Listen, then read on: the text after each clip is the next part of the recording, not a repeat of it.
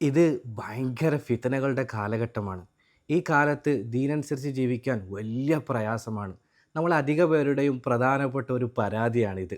തികച്ചും പ്രതികൂലമായ സാഹചര്യത്തിൽ ദീനനുസരിച്ച് ജീവിക്കാൻ നമ്മളെ സഹായിക്കുന്ന ഒരു ചെറിയ പ്രാർത്ഥനയുണ്ട്.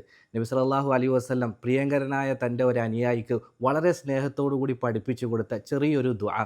ഇമാം അബൂദാവൂദും നസായിയും ഒക്കെ റിവായത്ത് ചെയ്യുന്ന ഹദീസിൽ ശക്ൽ ഇബ്നു ഹമീദ് റളിയല്ലാഹു അൻഹു പറയുകയാണ്, ഒരിക്കൽ ഞാൻ നബി സല്ലല്ലാഹു അലൈഹി വസല്ലമയുടെ അടുക്കൽ പോയിട്ട് അള്ളാഹിൻ്റെ റസൂലെ, ഫിത്നകളിൽ നിന്നും ഷുറൂറുകളിൽ നിന്നുമൊക്കെ കാവൽ തേടാൻ വേണ്ടി എനിക്കൊരു ദുആ പഠിപ്പിച്ചു തരുമോ എന്ന് ചോദിച്ചു.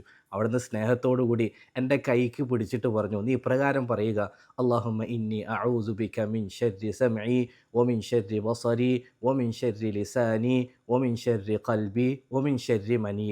അള്ളാഹുവേ, ഞാൻ എൻ്റെ കേൾവിയുടെ തിന്മയിൽ നിന്നും, എൻ്റെ കാഴ്ചയുടെ തിന്മയിൽ നിന്നും, എൻ്റെ നാവിൻ്റെ തിന്മയിൽ നിന്നും, എൻ്റെ ഹൃദയത്തിൻ്റെ തിന്മയിൽ നിന്നും, എൻ്റെ ഗുഹ്യഭാഗത്തിൻ്റെ തിന്മയിൽ നിന്നും നിന്നോട് കാവൽ തേടുന്നു റബ്ബേ. ഇനി പാപങ്ങൾ ചെയ്യണമെന്ന ത്വര മനസ്സിലുണ്ടാകുമ്പോൾ, ദീനിൻ്റെ മാർഗത്തിൽ നിന്ന് തെറ്റിപ്പോകുമോ എന്ന് പേടി തോന്നുമ്പോൾ നമുക്കും പറയാം: അല്ലാഹുമ്മ ഇന്നി അഊദു ബിക മിൻ ശർരി സമഈ വമിൻ ശർരി ബസരി വമിൻ ശർരി ലിസാനി വമിൻ ശർരി ഖൽബി വമിൻ ശർരി മനിയ്യി.